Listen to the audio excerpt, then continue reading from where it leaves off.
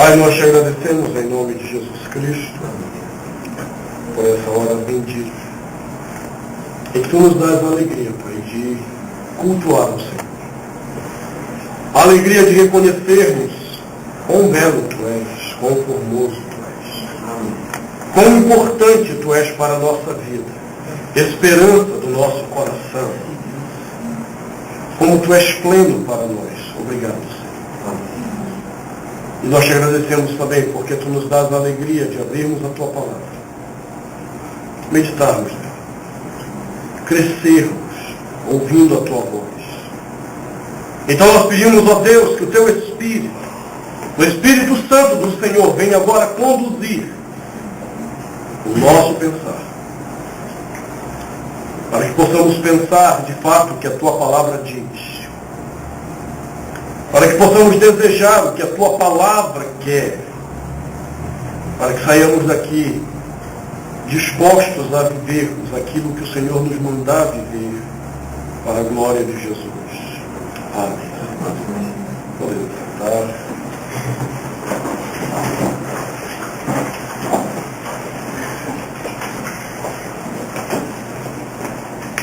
Às vezes, quando eu vou pregar em determinadas igrejas, as pessoas ficam um tanto assustadas com algumas questões que eu costumo colocar. Creio que os irmãos entendam por quê. Mas uma das coisas que mais choca as pessoas quando eu vou em determinadas igrejas é quando eu digo para elas que eu não conheço um líder mais impopular e chato do ponto de vista da fama do que Jesus Cristo. Jesus ele é totalmente impopular e chato. Quando ele começa a pregar, multidões se reúnem. Quando ele começa a fazer os milagres, as multidões se reúnem. E quando essa multidão está reunida, que você espera ele receber o glamour, a glória daquela multidão ao redor, ele olha para aquela multidão, e geralmente ele faz duas coisas, você pode olhar os evangelhos. Ou ele se isola das multidões, porque ele não gostava de estar entre multidões. Ou ele tasca um sermão de arrebentar com a multidão. E não foram poucas as vezes em que a multidão sai triste ou o discípulo olha e diz, mas Senhor, duro foi esse discurso. Ou seja, Cristo não fazia questão de ser popular. Porque ele não estava em busca de seguidores. Líderes personalistas que amam o glamour, que amam a glória, eles querem seguidores. Jesus não. Ele queria discípulos. Não são apenas pessoas que vão andar com ele. Isso é um seguidor. São aqueles que vão encarnar na sua própria vida a vida dele. Isso é um discípulo. Por isso Cristo nunca foi afeito a multidões. E uma das coisas que era marcante nesses momentos, que ele aproveitava para descer a linha na multidão, é quando ele costumava olhar para essa multidão e dizer o seguinte, quem quer ser meu discípulo? Tem que tomar a cruz. Então me segue. Nós às vezes não entendemos direito esse conceito de tomar a cruz. E a gente pensa que tomar a cruz é tomar os sofrimentos na nossa costa. Quando eu era pastor lá em Lusiânia, eu fui visitar uma irmã que estava congregando conosco. E eu perguntei para ela como é que estava a vida dela e tal. Ela tinha vindo do Ceará, o marido trabalhava como garçom num restaurante importante ali no plano piloto. Eu disse, olha pastor, do ponto de vista espiritual está bem, estou indo na igreja, estou gostando, Deus tem me abençoado com aquilo que eu tenho aprendido ali. financeiramente está bem, meu esposo é garçom e ganha bem nesse restaurante, mas há uma cruz que está difícil, pastor. Quando ela falou isso, eu já me arrepiei. Ah, Jesus Cristo, lá vem aquela interpretação errada da cruz, quer ver, e não deu outra. Mas assim, é mesmo? Qual é a cruz? Pois é, o meu marido. Ele é a minha cruz. Ele sai de lá, até ele chegar aqui em casa, 2, 3 horas da manhã, ele vem bebendo, chega aqui bêbado, aquele desgraçado. Ele começou a contar a história da cruz dela. E tem muita gente que acha que cruz é isso. Não. Tem nada a ver. Quando Cristo diz ao discípulo para tomar a cruz, ele está se referindo à necessidade de morrer. Se apagar. É isso que ele está falando. E é interessante porque esse ensino de Jesus era o ensino que Deus havia dado a Abraão. Só que numa perspectiva diferente. Ora, nós temos meditado todos esses domingos, como é que eu posso ser bênção na vida de alguém?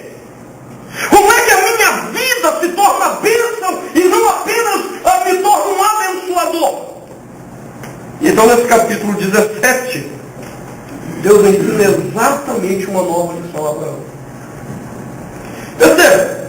Mas o capítulo 17 começa dizendo que quando Abraão atingiu a idade de 99 anos, rapaz, já estava velho, amigo.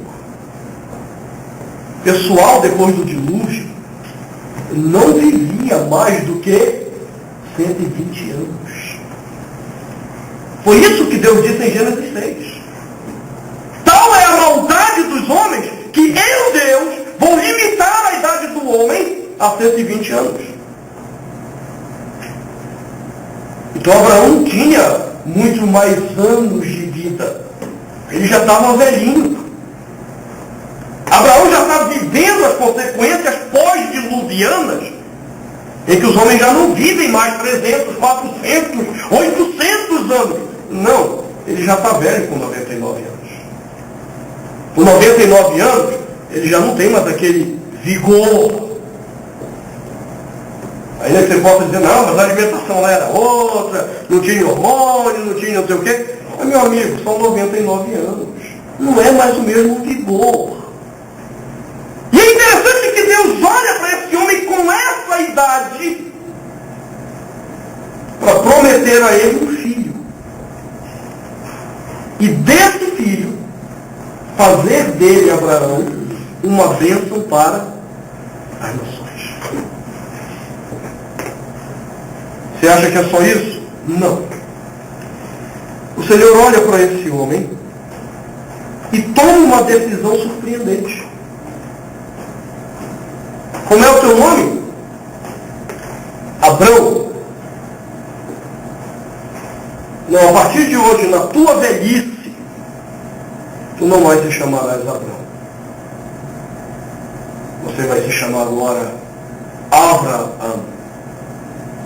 Abraão. Para nós isso é indiferente. Na nossa cultura, mudar de nome. Eu não gostei do meu nome, vou lá no cartão e troco. Pago lá o processo só com o meu nome. Mas na cultura dos povos semitas, isso é até hoje. Você mudar o seu nome significa para essas pessoas morrerem. Elas não vivem mais. Elas vivem para aqueles que mudou o seu nome. Você está entendendo as ligações que Deus está fazendo? Eu quero, Abraão, que você chegue com 99 anos, quando você não tinha mais força para nada. Está velhinho. Que agora eu vou te revelar como é que tu vai ser uma bênção. Mas eu quero que você entenda uma outra coisa. É na tua incapacidade que eu vou mudar o teu nome. E vou cumprir a promessa que eu tenho contigo. O que é que ele está dizendo para Abraão? Ok, Abraão, chegou a hora de você morrer. Você não vai mais viver pelo teu bom nome. Você não vai viver mais pela sua capacidade. Você agora vai viver pela dependência de mim, o teu Deus. E é isso que o texto vai mostrar. Observe que a partir do versículo 2, Deus diz: eu, Deus, farei uma aliança contigo. Eu, Deus, te multiplicarei extraordinariamente. Cadê a capacidade de Abraão? Tem? Não, não tem, nem filho ele tem. Sou eu que vou fazer isso na sua vida.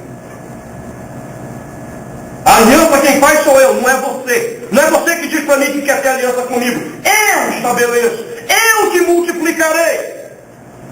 E diz o texto que Abraão prostrou-se em terra. O que é que isso significa? Ele se humilhou para reconhecer a autoridade daquele que estava sobre ele. Qual é a lição que Deus está ensinando, Abraão? Você quer ser uma bênção? Você quer sair do estágio de ser um abençoador para ser uma bênção na vida das pessoas? Morra! É a mesma coisa que Jesus disse aos discípulos. Querem ser meus discípulos? Morram! Não é mais o teu bom nome. Não é mais a tua capacidade. É agora eu, Deus, vivendo em você. É a tua vontade sujeita à minha vontade. É o teu querer sujeito ao meu querer. Nem nome mais você vai ter do que te deram. O teu nome agora será o nome que eu te dou. E é interessante que em alguns momentos drásticos Deus faz isso na história. Lembra de Paulo? Paulo não era Paulo. Paulo era Paulo. Lembra de Pedro? Pedro não era Pedro. Pedro era Cefas. E eu mudo o teu nome. Acabou, meu amigo. Você quer ser bênção? Então quebre o seu eu. Quebre a soberba da sua vida, de que você controla a sua vida. Não, você não controla. Quem vai controlar a tua história sou eu, Deus que te chama. E o nome que você vai ter não é mais o teu nome, é o nome que eu te dou. E no Novo Testamento isso é interessante. Porque não existia o termo cristão. Os primeiros cristãos, eles eram chamados de os do caminho, porque não tinha nome. Até que Barnabé olha para aquilo tudo e chama esses do caminho de cristãos. O que é que isso significa? Basicamente a palavra cristão significa aqueles que são de Cristo. Eles não são mais de si mesmos. Nós não conseguimos ser bênção na vida das pessoas porque nós queremos compartilhar a nós mesmos para o outro, a imagem de nós mesmos no outro. Não, eu nunca vou ser bênção enquanto eu pensar assim. Quem tem que ser revelado para o outro é Deus. Mas eu só posso revelar Deus se eu estiver nulo em mim mesmo. Se eu anular o que eu sou para viver em Deus o que Deus quer de mim. Aí você começa a compreender. Houve um homem no Novo Testamento que deixou esse exemplo. João Batista. Quando o povo queria exaltá-lo, está vindo um aí que é maior do que eu. Você está olhando para o cara errado. João Batista dizia: convém que Cristo cresça e eu diminuo. Quando nós compreendemos isso, nós começamos a ser bênção para o mundo. Deixa eu te contar a história de um homem, creio já ter contado isso a vocês em outra ocasião, mas é propício de novo relembrá-los. Na década de 80, a igreja que eu era membro, a igreja presbiteriana, ela estava vivendo um momento muito complexo na sua identidade. Ela era uma igreja extremamente tradicional e litúrgica, e sendo desafiada pelos novos movimentos evangélicos já na década de 80. A ideia de culto como show estava começando a entrar na igreja. Os irmãos já queriam bater palma, dançar, já estava uma confusão no início da década de 80 isso. E a igreja presbiteriana, tentando se identificar com tudo isso, ela tomou uma posição extremada. Não queremos nada disso. Nosso culto é racional. E ela começou a se tornar uma igreja fria. O que é interessante é que nessa mesma época Deus colocou um homem como diretor do seminário presbiteriano lá do norte, em Recife. Dr. Franz Leonard Chocwick, um holandês. Quem não sabe quem é Chocwick vai saber quem é o genro dele, Augustus Nicodemos Lopes. Reverendo Francisco Leonardo, que para os íntimos ele gostava de ser chamado de Chiquinho.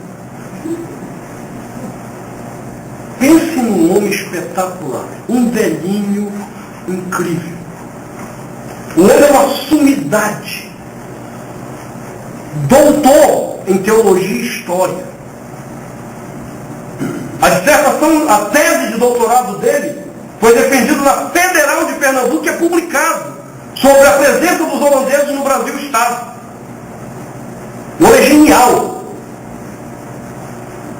Pois esse homem, nessa época que a igreja presbiteriana está vivendo essa crise de identidade, esse homem é colocado como diretor do seminário. E todo dia esse homem chegava cedo para trabalhar, chegava na porta do escritório dele, ele olhava para baixo, para a soleira da porta, e então ele se ajoelhava, ficava olhando durante alguns segundos algo na soleira, e então ele curvava a cabeça no chão e orava ao Senhor. Como eu costumo dizer para os alunos da serviço seminarista, não vale nada. É tudo um bando de curioso. Os alunos começaram a ver essa marmota, como diz na minha terra. Todo dia, reverendo Chiquinho chegava lá, olhava para a soleira, ajoelhava, via alguma coisa lá e orava. E aí os seminaristas temos que saber que negócio é esse, mas ficaram sem graça de. Um bando de curioso, né? Decidiram chegar mais cedo que ele. Acordaram mais cedo.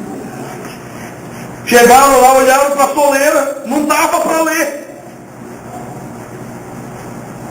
Tiveram que se ajoelhar para ler.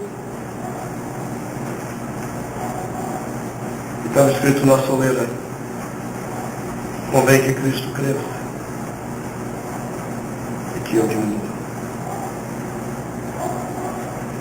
E eles entenderam o que é que o reverendo Chiquinho fazia todo dia. Mas ainda não satisfeitos, a curiosidade ainda um pouco maior,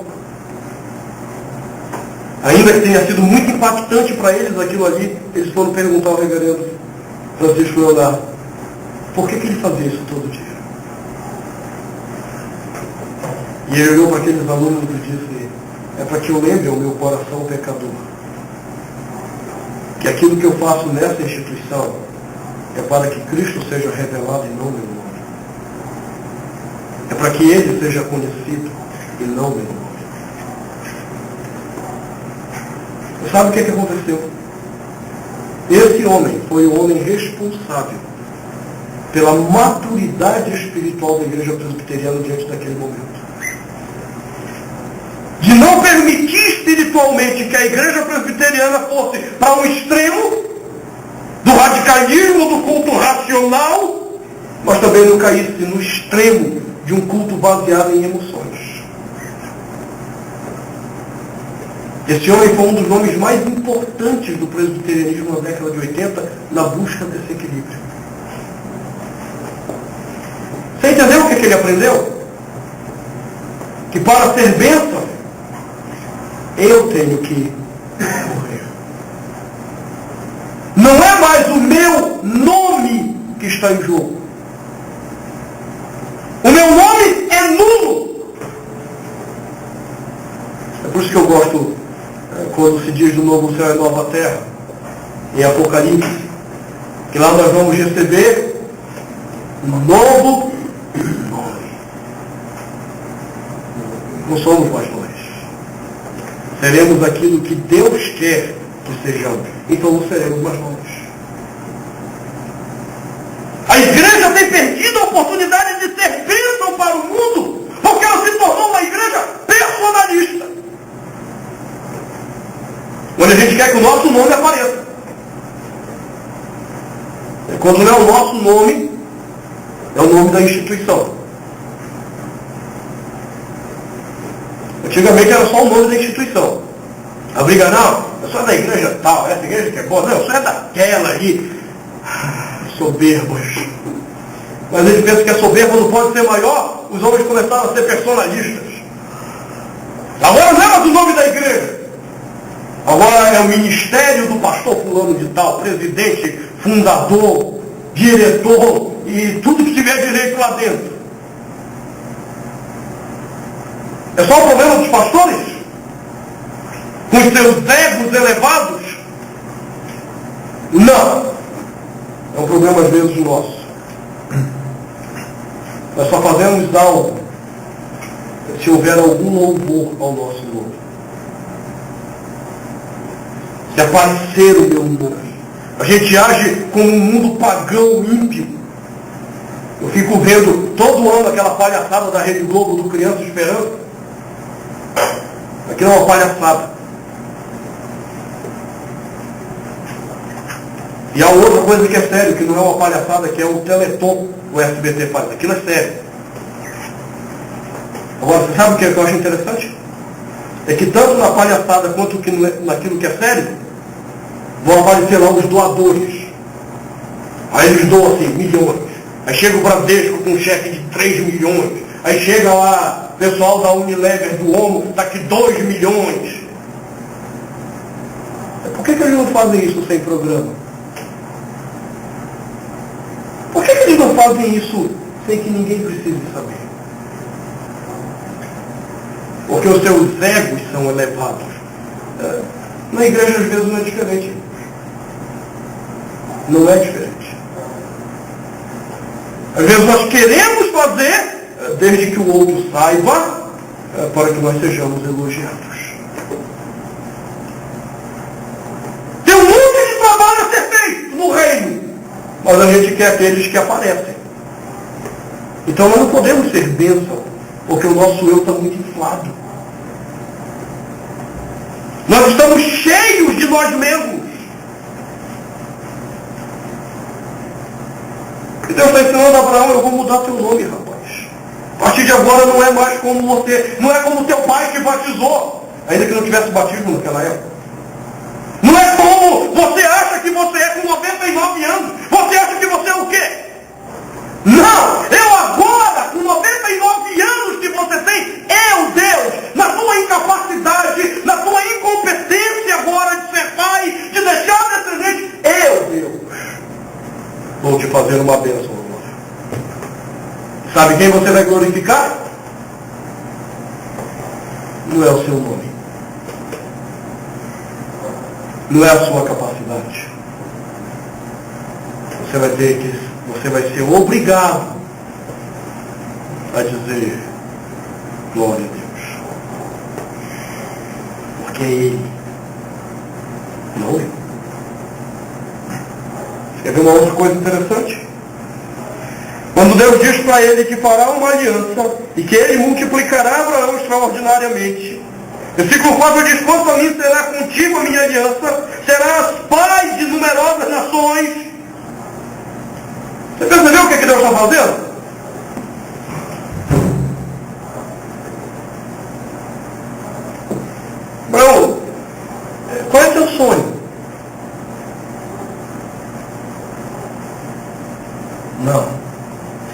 Abraão, vai ser assim agora.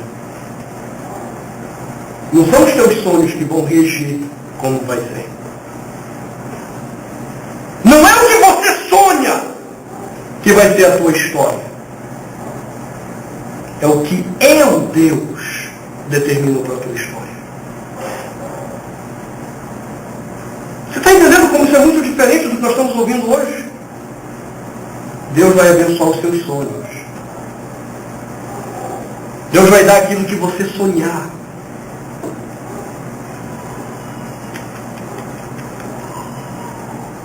Aqueles que acreditam nisso vivem a partir da soberba do próprio coração. Então o máximo que eles vão conseguir ser é abençoadores. Porque é de acordo com os seus sonhos pessoais. Agora os que serão bênção são aqueles que abriram mão dos seus sonhos para obedecerem à vontade de Deus. Agora presta atenção, não é obedecer os sonhos de Deus. Porque Deus não sonha. Deus não tem sonhos. Eu não entendo essas músicas de o sonho de Deus jamais vai morrer.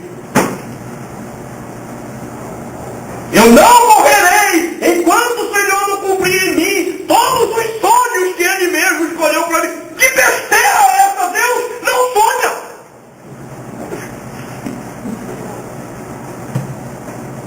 Todos os que cantam e acreditam nisso. Sonhos são projeções de anseios da alma que podem ou não acontecer. Deus não tem sonhos exatamente por isso.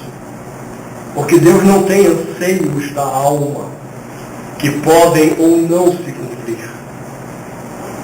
O que Deus determinou se cumprirá. Deus não sonha. Nós sonhamos. E agora o que ele está dizendo? Pegue seu sonho, jogue no lixo e faça o que eu vou fazer na sua vida agora. Viva como eu vou mandar você viver. Oh, Deus é duro. Deus é duro. É por isso que Cristo é chato lá atrás. Porque ele não está ali para atender teus sonhos. Ele diz, morra. Pegue a sua cruz, morra. Pegue os seus sonhos, morra.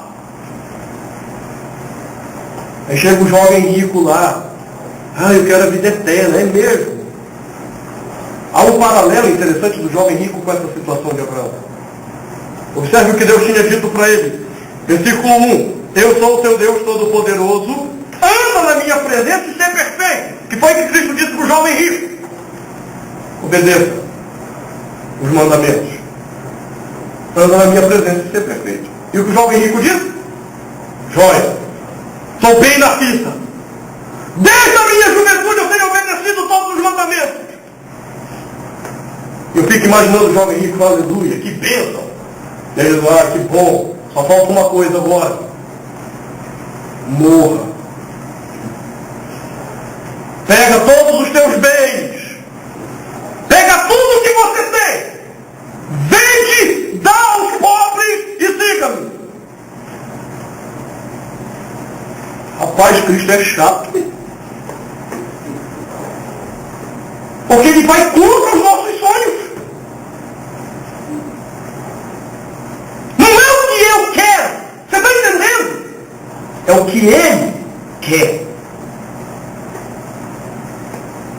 E por que eu obedeço? Porque eu sei que naquilo que ele quer, a glória dele será revelada. Se a glória dele for revelada através da minha vida, eu terei cumprido o propósito para o qual eu fui criado, glorificar a Deus. E isso encherá meu coração de alegria. Isso fará o meu coração se encher de alegria. Olha, Abraão, anda direitinho. Aí Deus diz assim, então agora, se você for perfeito e fizer tudo o que eu mandar, Você pode pedir o que você quiser. Não, eu agora vou conduzir a tua história. Até o teu nome eu estou mudando. Morra. Por isso Abraão se tornou bênção. Ele abriu mão da glória pessoal. Ele abriu mão da glória de ser para não ser. Tem muita gente querendo ser. E o caminho de Deus é não ser.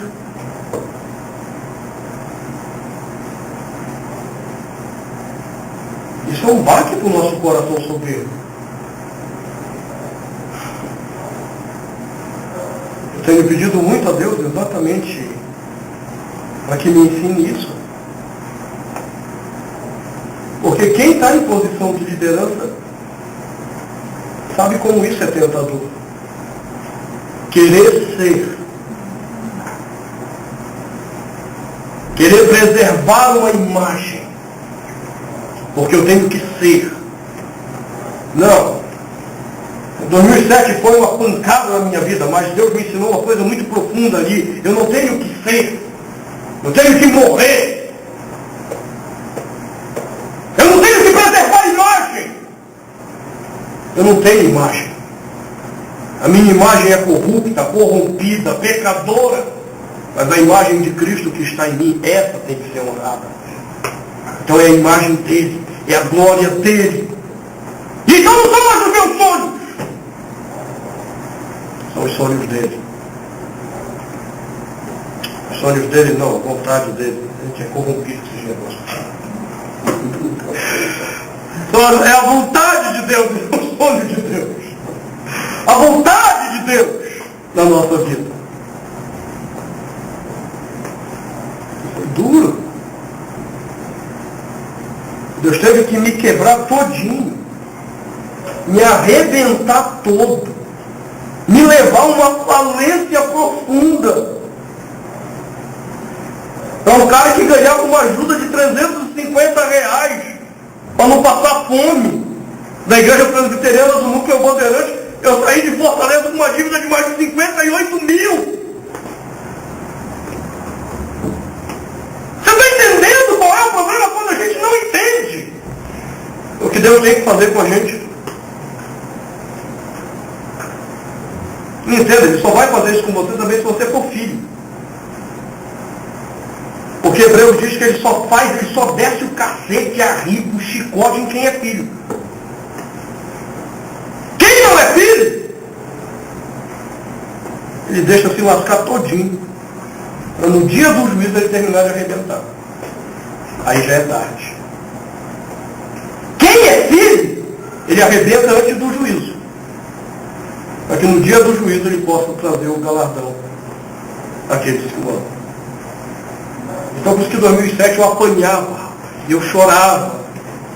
Eu só não dizia para Deus, bate mais.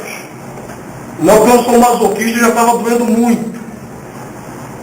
Mas eu chorava e dizia ao Senhor, obrigado, eu sei que eu estou apanhando tudo isso porque eu sou filho. E é o único consolo que eu tenho em tudo isso que eu estou vivendo, porque eu sei que eu sou filho, por isso o Senhor está me arrebentando. E o que eu aprendi? Você não tem sonho não, rapaz. Em 34 anos da minha vida, até chegar aquele momento, eu nunca tinha vivido por um sonho meu. Com 34 anos eu decidi dar uma de gostosão e viver pelo meu sonho. Toma! E aí Deus saiu me moendo todinho. Você quer viver pelo seu sonho? E quem te chamou para viver pelo teu sonho? Quem te chamou para você ser você? Não, eu te chamei para você não ser. Para que eu seja em ti. Foi isso que ele fez com Abraão. Não é mais você que vai traçar a sua história. Eu, Deus, vou traçar a sua história. Eu não quero que o teu nome seja exaltado. É o meu nome que vai ser santificado através da sua vida. É por isso que no Pai Nosso nós dizemos, santificado seja teu nome. Porque é o nome dele que está em nós. Então quando eu vivo como bênção para o mundo, Eu vivo santificando o nome de Cristo em mim. Não é o meu nome. Você quer ser bênção? Morra. Enquanto você não aprender a morrer, enquanto os seus sonhos disserem como tem que ser as coisas, você nunca vai ser bênção. O que é pior, talvez nem abençoador. Porque quem não aprendeu a morrer, ele não deixa de ser apenas abençoador. Ele se torna de novo aqueles que buscam bênção. É que nem aquele desenhinho do pombo lá, que a quadrilha saía correndo atrás do pombo, e aí mandava o cachorro fazer alguma coisa, e ele, medalha, medalha, medalha, medalha, medalha, medalha. Eu quero alguma coisa, Deus, medalha, medalha, medalha, medalha. Só que hoje não é medalha, né? É carro, dinheiro, emprego. Todos. Todos os que pensam assim.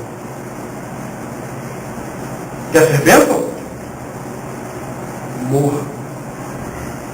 O que Deus tem te dado não é teu. Nem a tua vida. É dele. Quero terminar essa nossa meditação lembrando uma palavra que eu ouvi de James Kennedy. James Kennedy, numa palestra que eu ouvi dele, ele contou uma história que aconteceu numa guerra grega, em que o exército dele teve uma luta terrível contra os persas. E venceram. E era hábito de Alexandre o Grande, após as guerras, as batalhas, melhor dizendo, reunir todo o seu exército e cada general que estava à frente dar o relatório da batalha. E então chegou um general e trouxe um rapazinho, franzino, magrinho pelo pescoço, e jogou esse rapaz na frente de Alexandre. E Alexandre perguntou qual é a acusação. E ele disse, esse rapaz na hora da batalha estava se escondendo. Enquanto os outros soldados estavam dando a vida, ele estava se escondendo. Com medo de morrer. Se tinha uma coisa para Alexandre que era inadmissível, era alguém ter medo da morte. Para ele isso era típico dos fracos, dos frouxos, dos cobardes. E ele se levantou irado, diz a história, ele pegou esse cara pelo pescoço, segurou esse cara para dar um soco na cara dele e disse, qual é o seu nome, rapaz? E aquele rapaz olhou para ele e disse, Alexandre. E diz a história que Alexandre soltou, olhou para ele e disse, como é o seu nome? Aquele rapaz disse, Alexandre. E Alexandre começou a se enfurecer de novo e disse, como é o seu nome, rapaz? E ele falou, Alexandre, senhor! E Alexandre pegou e o esbofeteou. E depois de ter descido a mão dele, o entregou ao general para que apanhasse mais. E Alexandre olhou para ele e disse aqui, rapaz, ou você muda o seu nome, ou muda o seu comportamento.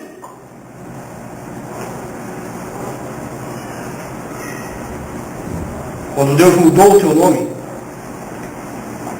é para que o teu comportamento mudasse.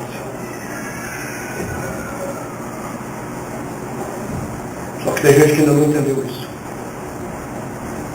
Ele mudou o seu nome para ter o nome de Cristo em ti. Então não é mais você que tem que viver. É o comportamento de Cristo que tem que ser visto em você. Ao contrário, você nunca vai entender o que é ser bênção na vida de alguém. Você vai continuar a mesma pessoa egoísta, mesquinha, cheia de sonhos e fantasias. Enquanto a história está passando, que você se torne significante nessa história. Feche seus olhos, vamos orar ao Senhor.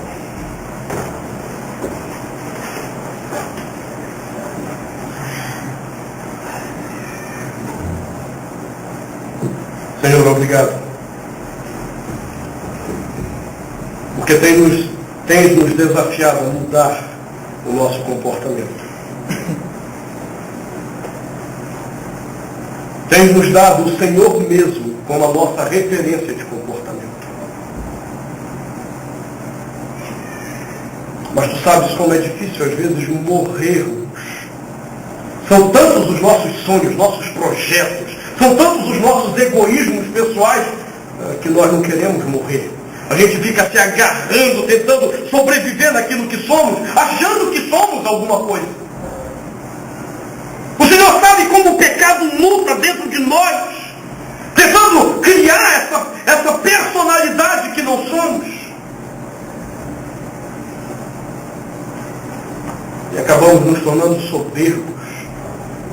Soberbos até na caridade que praticamos. Porque queremos que o nosso nome apareça. Soberbos até na nossa pregação, porque queremos que o nosso nome apareça. Pai, nos perdoa. Tenha piedade de nós. Nos perdoa todas as vezes que nós decidimos fazer brilhar o nosso nome. Que vergonha, Senhor. Que vergonha nós sentimos quando fizemos isso. Nos ensina o caminho da cruz. Nos ensina o caminho da morte. Para que sejamos bênção de fato. Não fazendo valer o nosso nome, mas refletindo o bom nome de Cristo que está em nós. Ajuda-nos a compreender isso, Senhor. Ajuda-nos a viver assim. Para a tua glória, para o teu louvor, em nome de Jesus.